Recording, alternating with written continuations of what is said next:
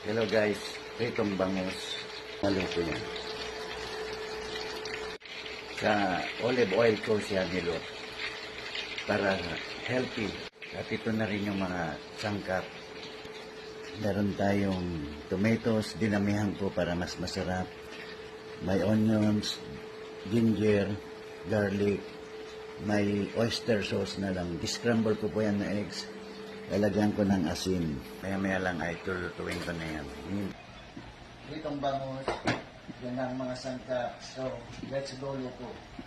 So, unahin ko ay yung ginger. Ayan po, pwede na ilagay ang garlic. Ilagay agad natin kasi nag-golden brown, nangangamoy na po ang bango. Ilagay natin ang mga sibuyas. At isunod na rin natin itong tomatoes, napakarami, kaya masarap po ito. Oyster sauce. Dito na yung bangus. Siguradong masarap po itong luto ko, basta lalaki daw ay magaling daw po magluto at saka masarap. Dandahanin po natin. Ayun o. Ayan, ang sarap. Ay. Ayan. Mas masarap kung may sabaw konti. Ayan. Yan. Makikita po natin na maraming mantika at olive oil ito. Very healthy na mantika po. Yan. Ayan po.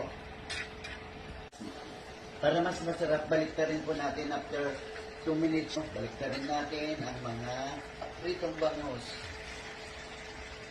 Paminaboy ko ang aroma, ang bango ng aking niluluto.